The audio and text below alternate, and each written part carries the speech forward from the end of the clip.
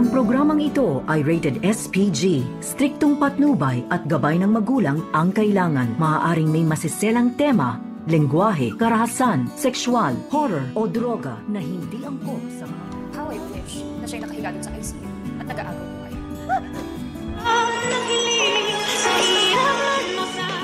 Narito na nga ang ating pagkaabangan ngayong Biyernes sa Abot Kamay na Pangarap. Tila nagkatapuhan naman ngayon itong magkapatid na si Giselle at itong si RJ dahil sa nangyayari nga dito kay Zoe na isinisisi naman dito ni RJ dito nga kay Giselle na sana raw ay hindi niya mapagbibintangan ng kanyang anak.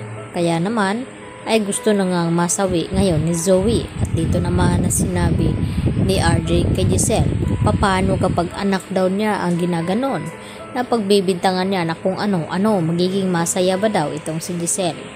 Hanggang sa sumagot naman itong si Giselle dito kay RJ na hindi daw siya masisisi na kung bakit pag-isipan ng masama ni Giselle itong si Zoe at itong si Moira dahil sa marami na ngang beses na nagsisinungaling na nga ang mga ito. Subalit tila nagbulag-bulaga naman ngayon itong si RJ dahil sa kanyang anak dahil hindi pa nga totally nakakabalik ang alaala dito ni RJ. Samantala, tinanong naman dito ni Annalyn itong babae na kanyang nakausap kung bakit marami daw siyang alam tungkol dito kay Annalyn. At ang sabi naman dito ng babaeng ito ay kakilala daw siya dito ni Don Pepe. At mas marami pa daw siyang alam tungkol sa mga tanyag. At dito naman na tinanong ni Justin itong si Annalyn na kung nasaan na ba daw ang anak dito ni RJ na si Zoe. At ang sagot naman dito ni Annalyn sa kanya na hindi daw niya alam kung nasaan ito.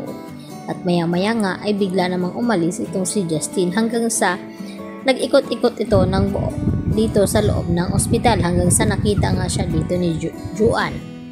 At dito tinanong na kung ano daw ang kailangan nito. At dito naman na hindi niya sinasagot ang mga tanong dito ni Juan.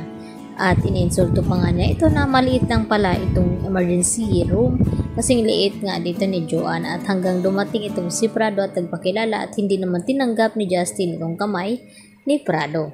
At nang banggitin nga ni Dr. Prado ang pangalan ni Giselle na babait nga ito ay tila nagbago naman ang ihip ng hangin dito ni Justin. Samantala, kinukumbinsi naman ni Dr. Enriquez itong si Lynette na sana raw ay magpatingin na nga sa psychiatrist dahil baka lalala ang sitwasyon nito. At dito naman na sinabi ni Lynette na kaya daw niya itong kanyang sarili at hindi pa daw siya nababaliw. At dito naman na dumating din itong si Aling Susan at sinamahan nga itong si Lynette. Subalit hindi pa rin mawala dito kay Lynette ang mga kung ano-ano ang kanyang nararamdaman at nakikita.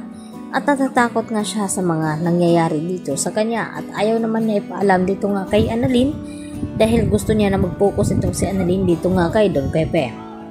Samantala, habang naglalakad naman itong si Giselle ay dito niya hindi napansin itong Ali na nakabunggo nito hanggang sa natapon nga itong kape.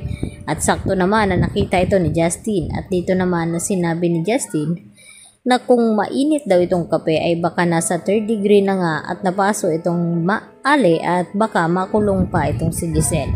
At hindi naman mawari ni Giselle na kung ano ang sinasabi nga ng babaeng iyon. At dito niya nga tila napaisip. At dito rin na dinalaw ni Giselle itong kanyang ama na si Don Pepe.